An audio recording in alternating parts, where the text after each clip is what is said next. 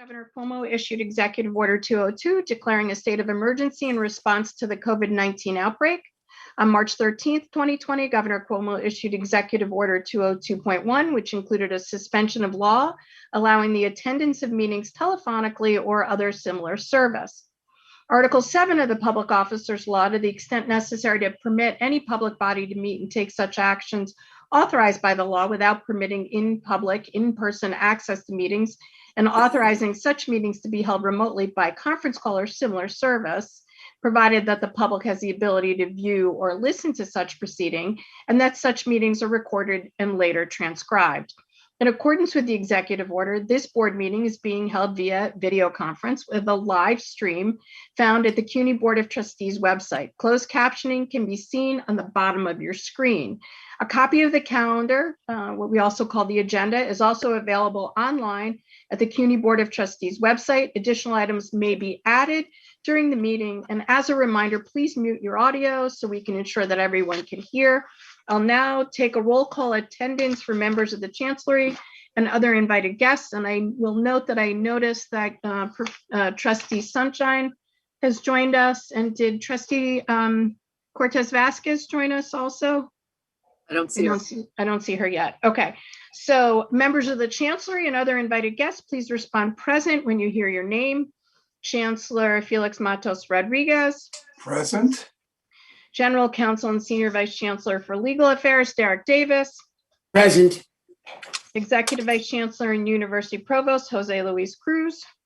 Present. Executive Vice Chancellor and Chief Operating Officer, Hector Batista. Present. Senior Vice Chancellor, Matthew Sapienza. Present. Vice Chancellor, Brian Cohn. Present. President Carol Mason, the COPS liaison. Present. Christina Chiappa, Deputy Chief Financial Officer. Present. Catherine Nabata, University Executive Budget Director. Present. Chaparral is the General Counsel at CUCF. Gwen Perlman, University Director of Capital Budget. Present. And Martin Sturla, the Chief Procurement Officer. Present. Great. Thank you, Gail. Let's now turn to the item requiring a vote today. Given that all board members are participating remotely via Zoom and we're unable to see everyone at once, I'll announce the resolutions and ask for members to respond only if you'd like to abstain or oppose an item. Otherwise, your vote will be recorded as a yes vote. If you're voting no or abstaining, please state your name and vote.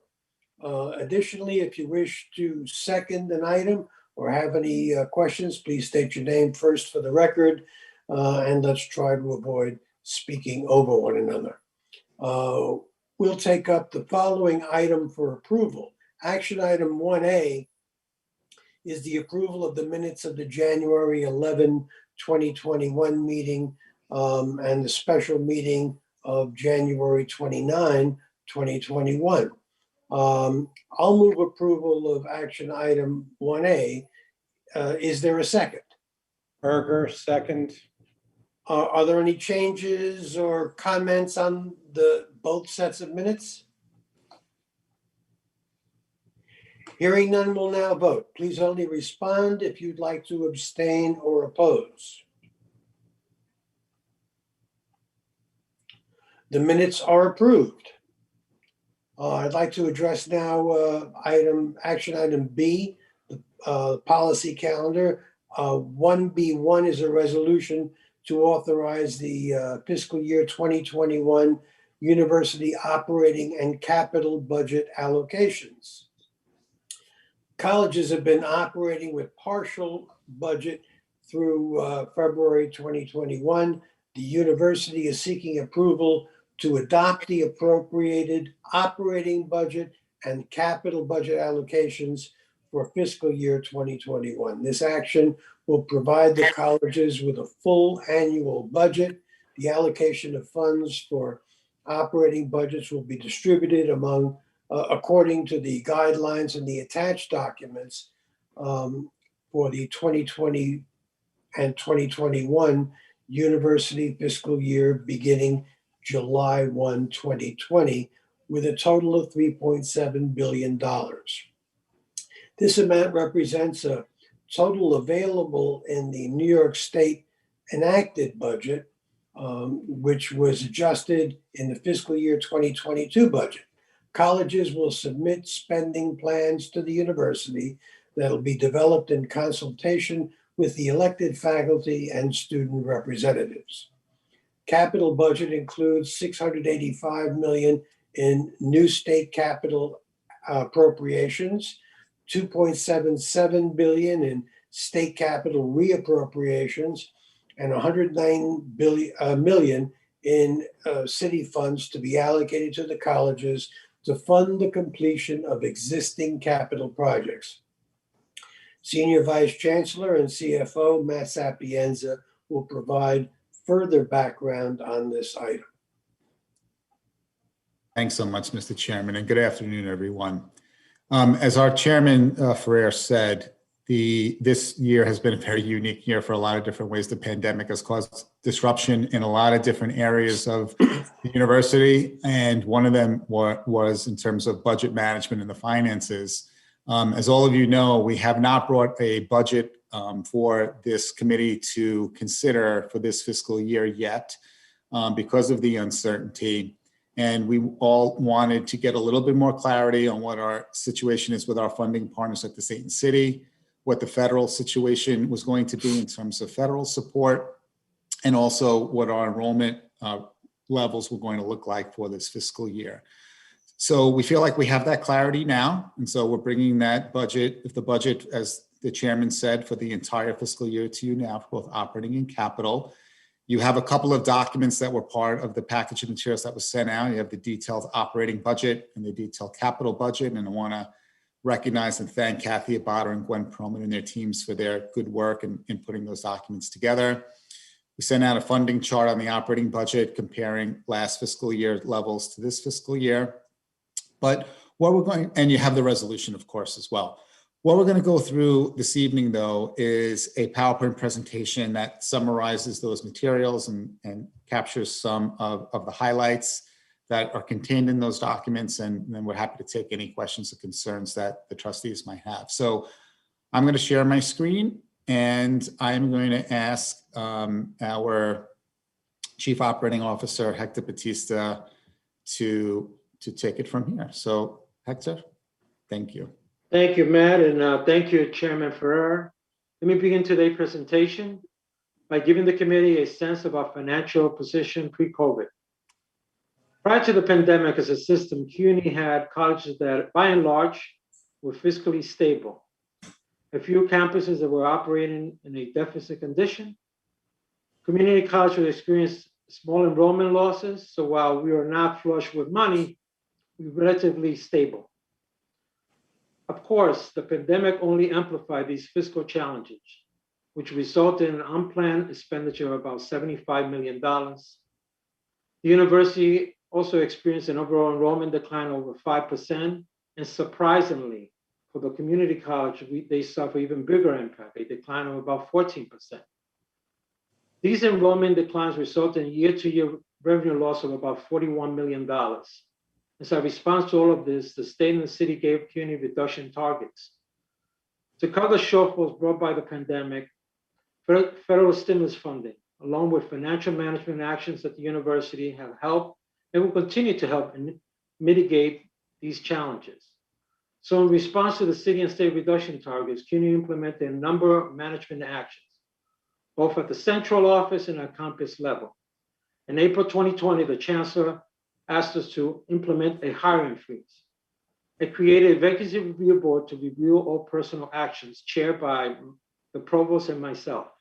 This allowed us to better track hiring across the entire university and ensure that only essential hires were being made. We also eliminated all university-wide travel. We limited OTPS to only two categories of expenses, those that were legally or contractually mandated, or those expenses related to health and safety measures. We also created the Chancellor Emergency Relief Fund, which helped provide financial relief for students who were most impacted by the pandemic. With the board's support, we also made decisions to forego any tuition and fee increase.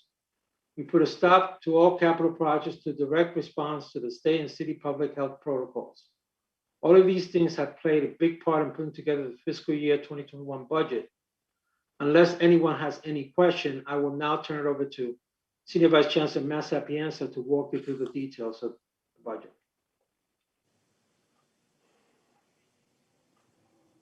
Thank you, Hector. So we'll start with the operating budget. We'll spend a few minutes on the operating budget and then we'll go on to the capital budget. So as the chairman said when introducing this item, the total budget on the operating side for this year is $3.7 billion. The budget includes a $26.2 million reduction in state aid for the senior colleges and $11.7 million reduction in community college state aid. The city budget for the community colleges includes a $46.3 million savings target. And tuition revenue targets have been reset to account for current revenue patterns. We wanted to make sure that the revenue targets were in line with current enrollment patterns. And as our chief operating officer pointed out, enrollment is down, which significantly impacts tuition revenue, particularly at the community colleges for this year. So we've already taken some actions, as our chief operating officer mentioned, to help manage our budget situation for the current year. The hiring restrictions through the Vacancy Review Board have resulted in a reduction of 616 positions. Just to give a little context on that, the total number of full-time positions that we had prior to the pandemic was a little over 19,000, about 19,500. And so now we're below 19,000. We're about at 18,900. So it's a little over 3% decrease that we've had since we've created the Vacancy Review Board in late April. And the resulting savings of those 616 positions is about $79 million. So that's helped in terms of managing the budget situation. We've also identified $35 million in programmatic savings, and I want to recognize our provost, Jose Luis Cruz, and his team for their good partnership in helping us identify those savings. The OTPS restrictions that our chief operating officer mentioned, those have been reduced, have reduced spending on our purchasing budget by $16.2 million. And because we've been in a distance learning modality, we've also saved on energy costs as well. And so those are projected for this year to have generated savings of $4.4 million. So what are some modifications to this year's budget as compared to the prior year? As we mentioned earlier, there are decreases to the state's operating support of 5%. That have been applied to the senior colleges, community colleges, and the system office budget as well. Funding is added to cover the cost of the full implementation of the faculty workload reduction.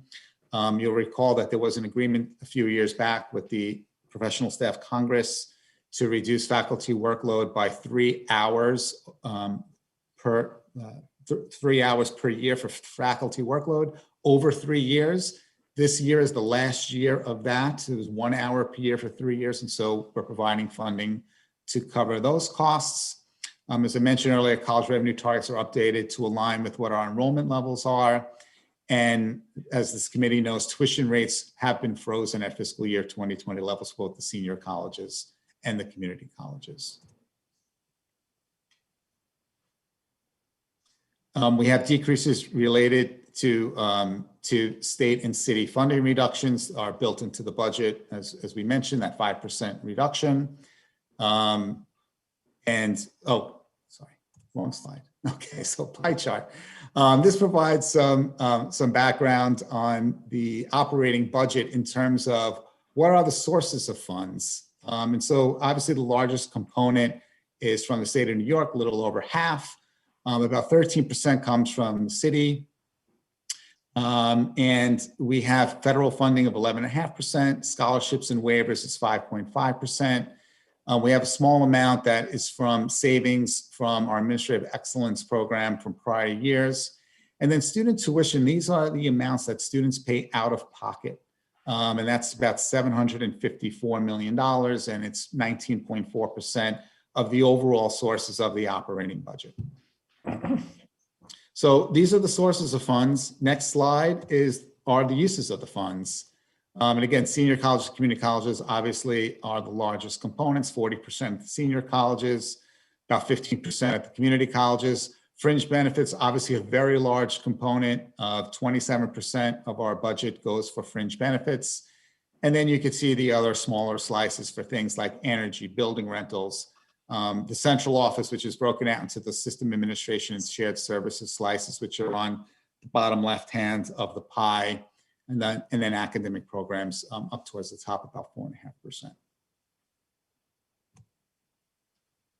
Okay, so federal support. So we've been fortunate that we have some federal support that has really enhanced the needs, helped to mitigate some of the needs that our students have felt this year.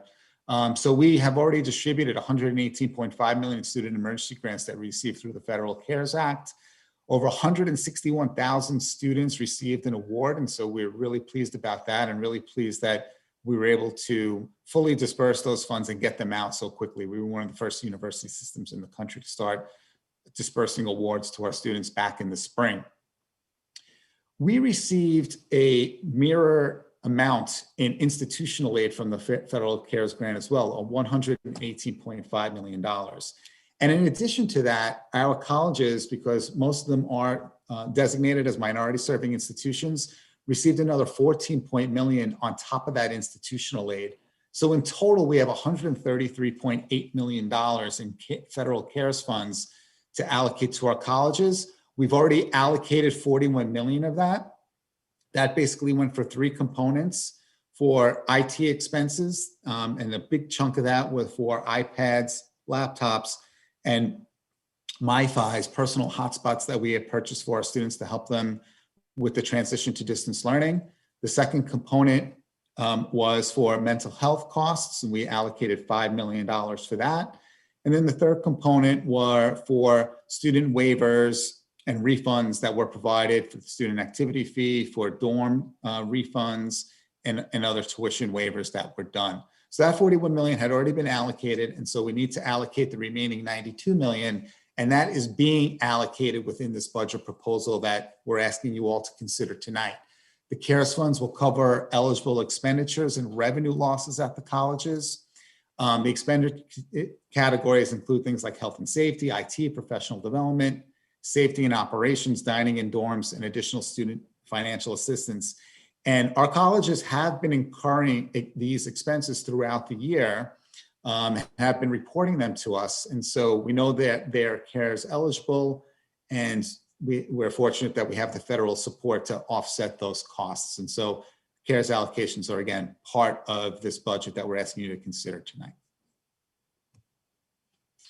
Okay, let's move on to the capital budget. And again, I'm going to turn it over. Before you do that, Matt, are there any Sure. questions on the expense part of this budget? Mr. Chairman, Sir? is the expense budget as you've given to us taken into account the actual enrollment declines for the spring semester? Yes, we have made an adjustment to the college revenue targets and operating budgets to adjust for the enrollments.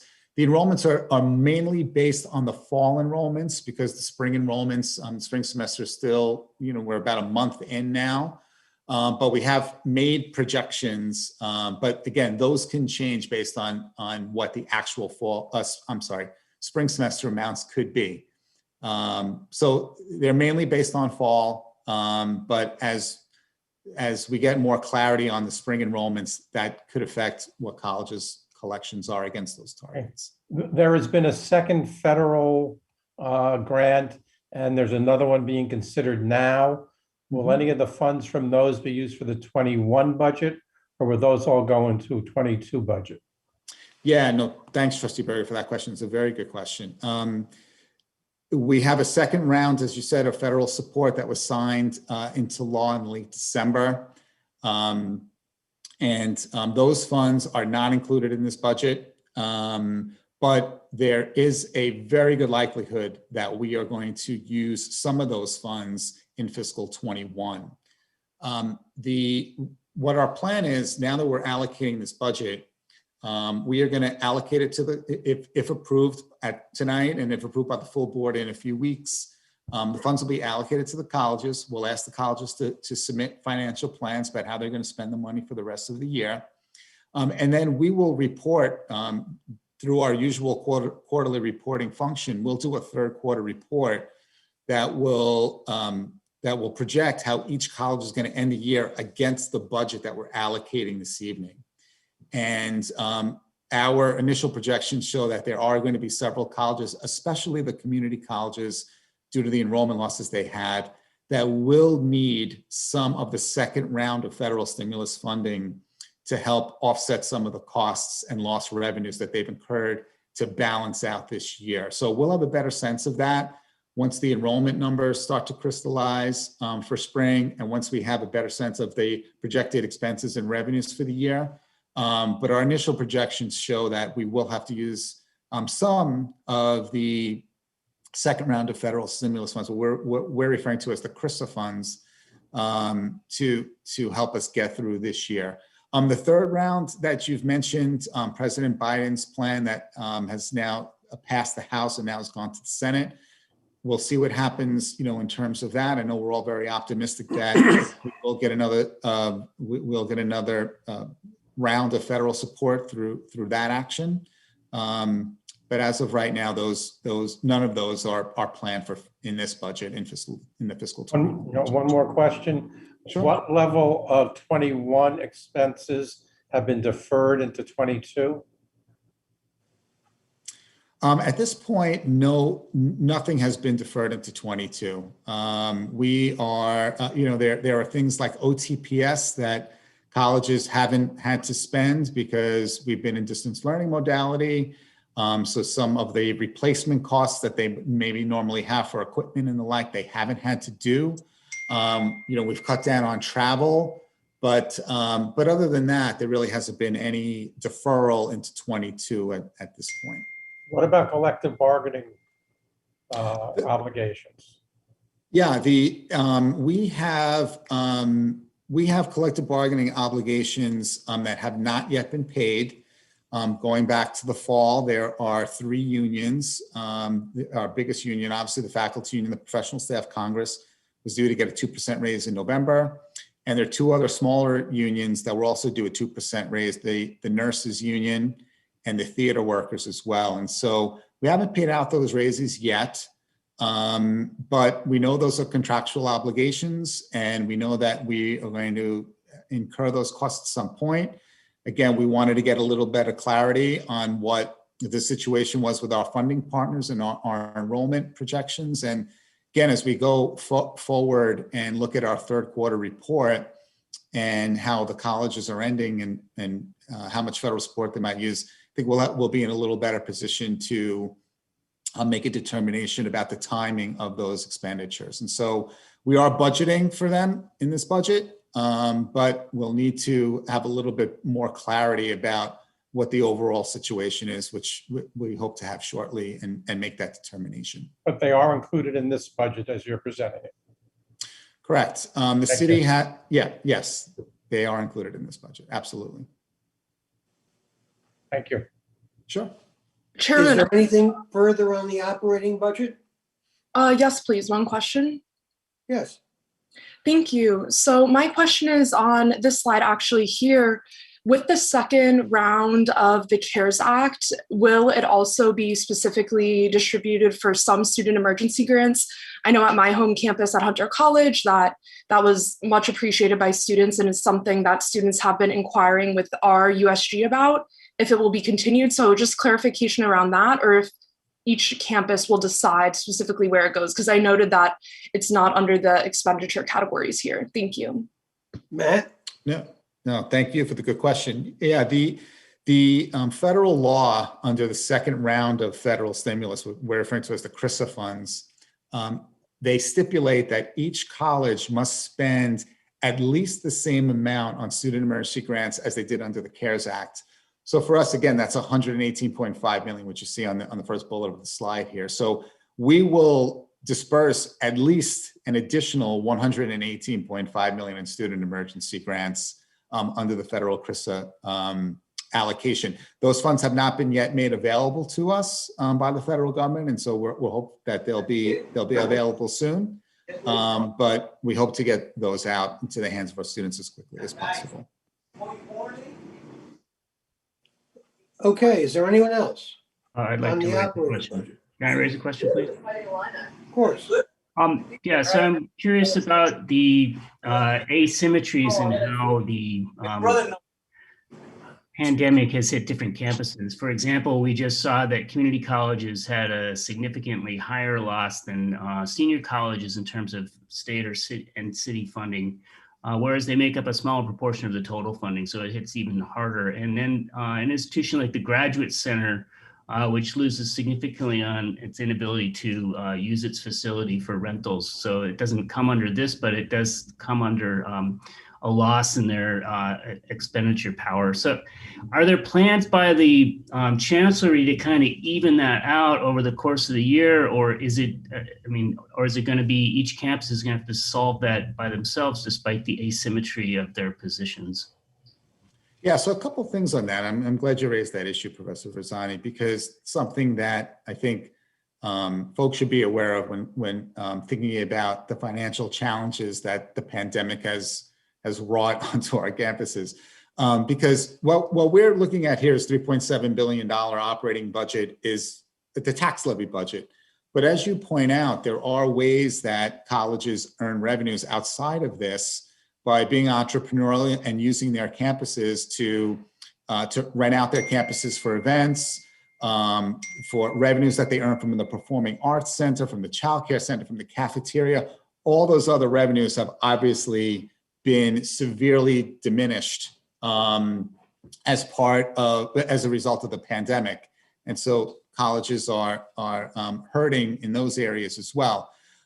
We're awaiting additional guidance from the federal government as to the second round of stimulus, the CRRSA funds, as to what those can be used for. One of the things that we have been told is that, and all colleges throughout the country have been told, that lost revenue counts as a category that the funds can be used for. But what we need is a little bit more guidance on the specifics of what counts in that lost revenue category. And certainly we're hopeful that those auxiliary revenues that we were just referring to will be counted. So that's that piece. In terms of your point about the pandemic having a greater effect on campuses than some campuses than others. In terms of our three main sectors of campuses, as you mentioned, our graduate and professional schools, the pandemic has really not had has actually had an opposite, has been a positive effect on enrollment. Our enrollment at the graduate and professional schools for the most part is up, and that's been really helpful to those campuses. The senior colleges, it's been about flat. Overall, some colleges are up, some are down, but overall it's about flat. But as you point out, at the community colleges, I would say that's our largest concern right now, just in terms of the three sectors, because the enrollment is down so significantly, and that's created some real stress for them. So that would be the one group of campuses that we're most concerned about at this point. Could I have a quick follow-up? Please. Yeah, I bring up the Graduate Center because there's a lack of CARES fund going to those students. And so their deficits are not going to be offset by federal dollars, as we all might think that, there's a deficit at large and there's federal dollars at large that kind of match it almost. But the Graduate Center in particular is in a different position than the campuses with undergraduate students that were eligible for the CARES funding. So it is something that I think the university at large is going to have to address through some sort of balancing out. And I just want to know if there are plans for that, or if it's something that's not being planned for right now. Yeah, I think we'll look at each college individually and where they are. I mean, you're correct in that the Graduate Center and the other graduate and professional schools too didn't receive anywhere near the same amount of federal CARES money as the undergraduate institutions did. And that was based on the formula that the federal government used to allocate the funds. And so that's not a resource that is as available to the graduate and professional schools as the undergraduate schools. But again, the graduate professional schools are experiencing, for the most part, pretty good enrollment increases, which will help. So we'll look at every college individually and see where they are. And if there's assistance to be provided, we'll try to do that. But I think we'll take each campus situation individually. Anyone else on the operating budget? Then let's move to the capital budget. Thank you, Mr. Chairman. And we'll move to capital. And again, I'm going to turn it over to my good colleague, Chief Operating Officer Hector Batista. Thank you, Matt, and thank you, Chairman Ferrer. Now, on the capital side, our capital needs really fall into three main buckets: infrastructure needs, equipment, and IT enhancement.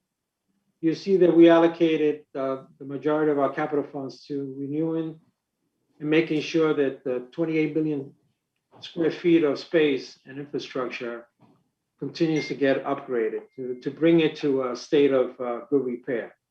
This includes projects like ADA upgrades, upgrade to program space like classrooms and labs. It also includes equipment for research buildings and maintenance. At the Chancellor's direction, we allocate resources to provide technology for our students, improve our ventilation system, and of course, in this committee knows we've also allocated resources to making sure that our technology includes infrastructure upgrades, new equipment that will allow us to develop the next generation of technology that continues to take us to use an entire network across the university. Now, before I turn it over to Matt on the capital budget for more details, I do want to take a few minutes to really walk you through how funds are allocated. We distribute to individual projects depending on the size and scope of the projects. A project can either be fully or partially funded. And the last thing I want to note is due to the city's regulation, community college projects must be fully funded before starting. And unless anybody has any questions, I'm going to turn it over to Matt so we could give you more details. Matt? Thanks, Hector. So to look at the numbers that are included in the capital budget for this year on the state side, over 685 million is available in fiscal 21. We're very pleased that the state budget included 284 million for senior college capital infrastructure and equipment. We have 37 million that's appropriated each year for capital program administrative costs. The state also in its budget provided 64 million in community college matching funds. So as Hector said, the state and city provide 50% each for community college capital funds. And so that 64 million really equates to 128 million that's available for our community colleges in total. And the fiscal 21 state budget included a new component, which is $300 million for strategic needs, 2-for-1 capital matching program. On the city side, 109 million is available. And since there's specific projects that are lined out here that we could fit on one page, we decided to put this in a slide here. And so you can see the items that are funded within the city's budget. Some of the larger ones, and again, this is mostly community college since it is from the city, but we do have some senior colleges as well that are provided by the borough presidents and the city council. And this slide here, our capital budget not only includes new funding in the current fiscal year from the state and city, but also includes what we call the reappropriations, funding that's for existing projects. And that's really the largest component of the capital budget, over 2.7 billion in existing projects. And here on this slide, we have it lined out by campus, and the capital budget documents that are available have all of these projects lined out. So these are projects that are already existing, that funding is available and rolls from year to year as the projects continue on in the 5-year capital plan. So that's a little over $2.7 billion. So I'll stop there on capital and just really quickly get to next steps, which is, as we talked about, we'll produce the third quarter financial report at our next meeting of this committee, which is in early May. If this budget is approved by the fiscal committee, we'll present it to the full board on March 22nd. The third quarter report, as we mentioned, will include budget modifications, expense projections, revenues, enrollment, staffing data, the usual report that I know you're all used to.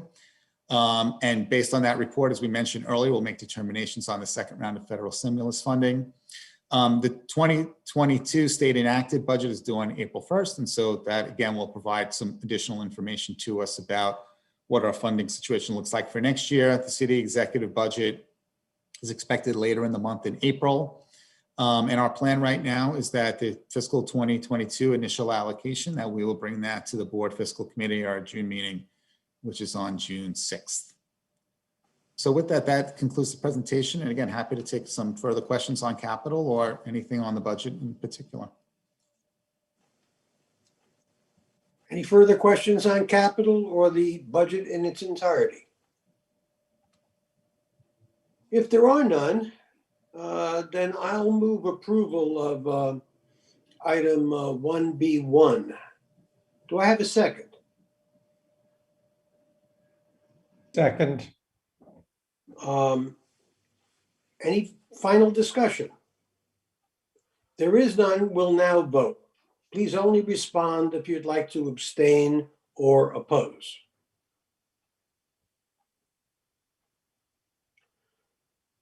Fiscal 2021 operating and capital budgets are approved unanimously. Policy item 1B2 is a resolution to authorize a contract extension with Blackboard Incorporated to ensure ongoing access to the Learn system and enable the migration excuse me, to Blackboard's cloud platform.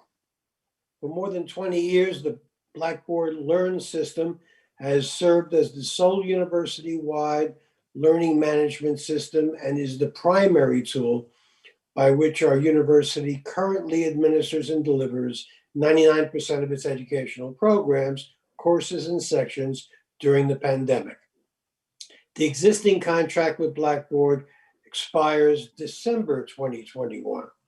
The university is seeking approval for a contract extension to use the Blackboard Learn system for 1 year with an option for an additional 1 year extension.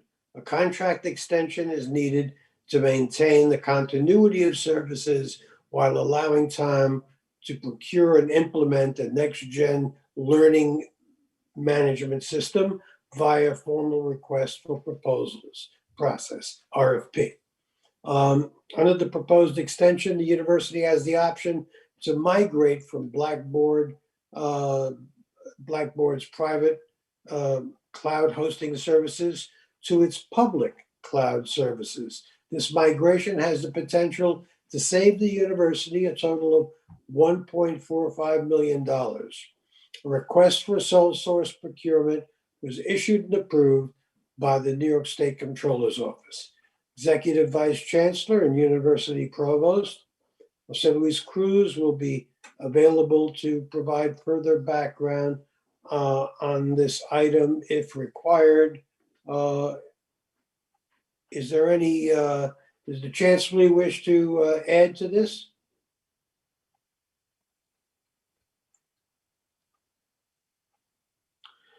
I'll now move approval of policy item 1B2.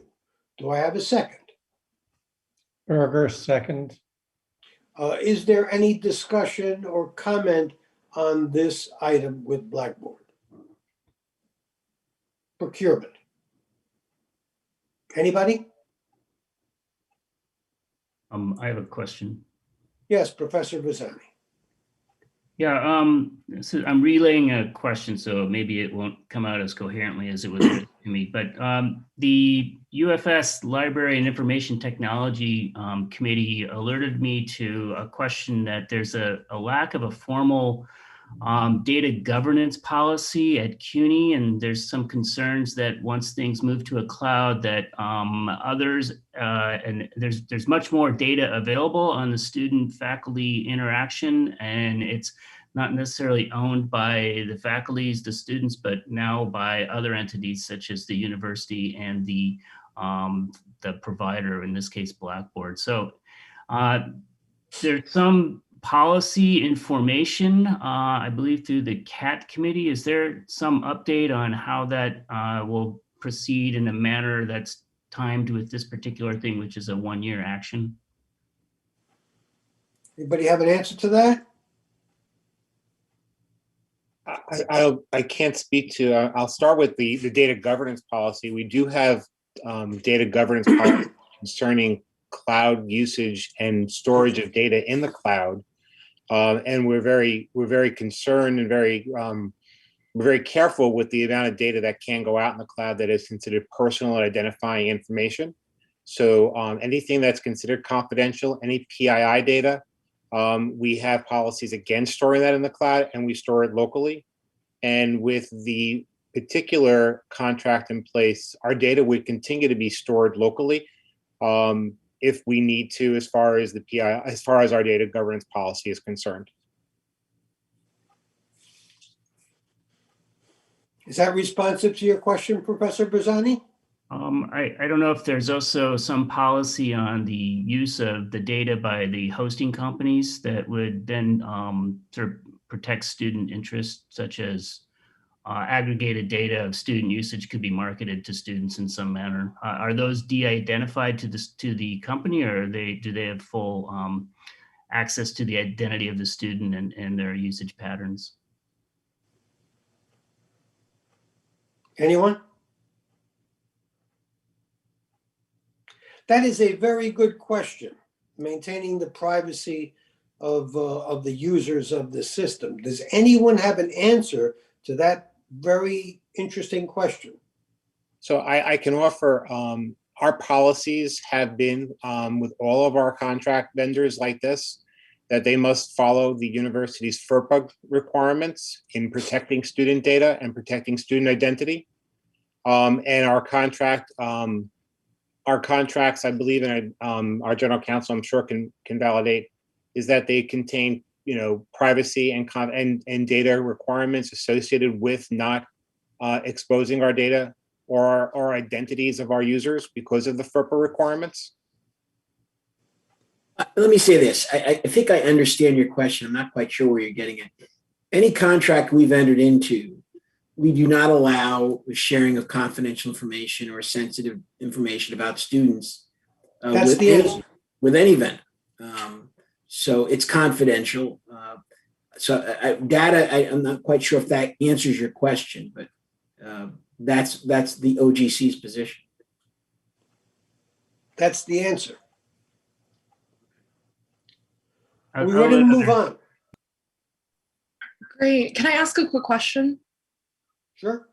Sure. So I was wondering what the implications of moving from Blackboard from the private to the public, like that kind of cost saving analysis, and what that would mean for students who use Blackboard, or if it would just have implications with how data is stored, or like where it's stored or on what server, as well as if there's any other modalities of teaching that the board is considering besides Blackboard.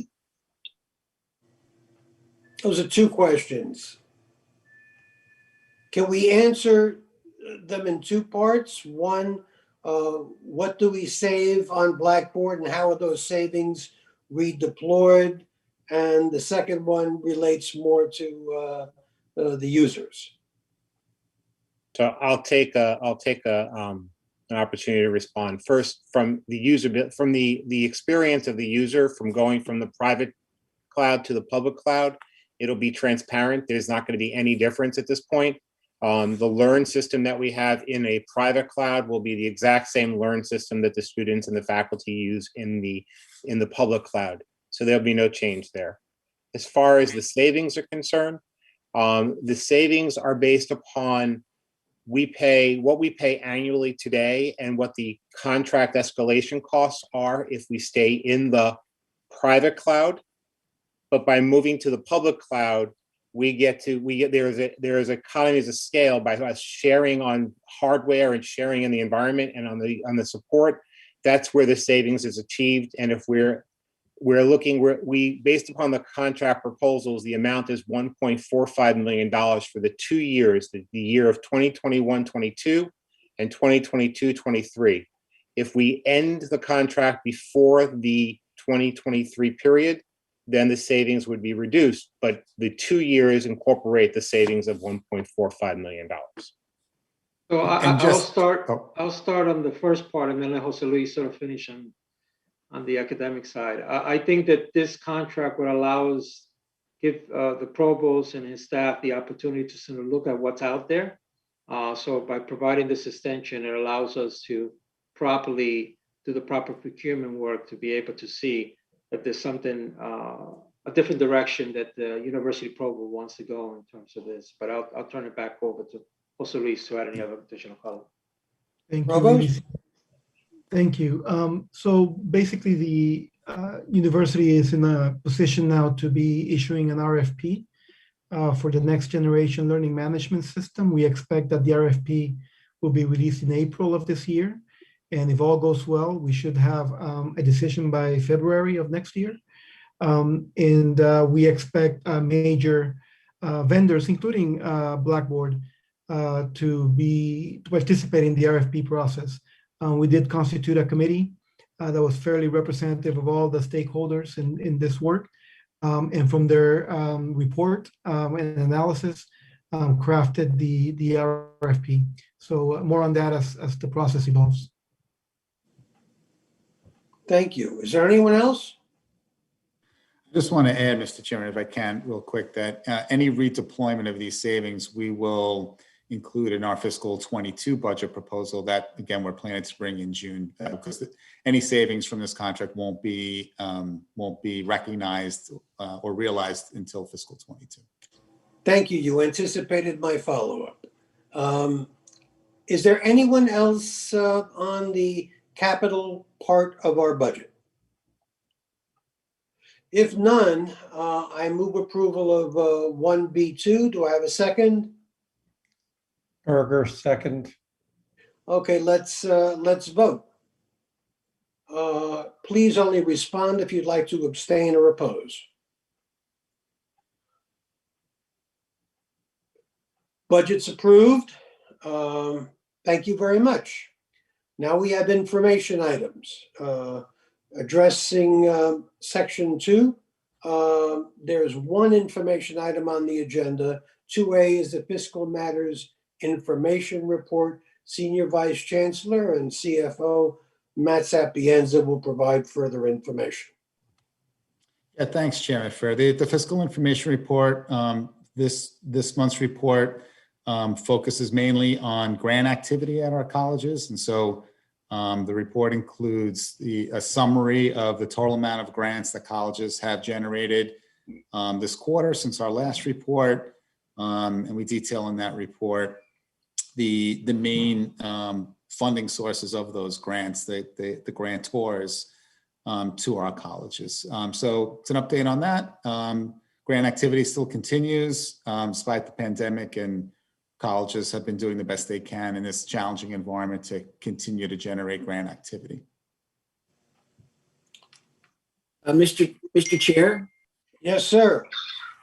I think if we could, I know we can't read back the minutes, but you voted on 1.B2 and you called it the capital budget. We're, I think, voting on the Blackboard vote. Oh, I beg your pardon. That's exactly right. The Blackboard procurement But it may just been a point of clarification. is 1B2. Thank you, sir. There's no objection. We'll just change it. I will be sure to change it. You got the number right, so that's why I didn't stop you, but you have the number right and we'll make sure it's right in the minutes. Thanks, Derek. No problem. Thank you. Thank you. Okay, if there's nothing further on this item, and with no other items on the agenda, I'll move we adjourn. Do I have a second? Second. The meeting is adjourned. Thank you so much. And before we all part, I wanted to take a moment to thank University Provost Jose Luis Cruz for his leadership and his guidance and to let him know that we'll miss him. I will. Thank you so much, Chairman. Bye-bye.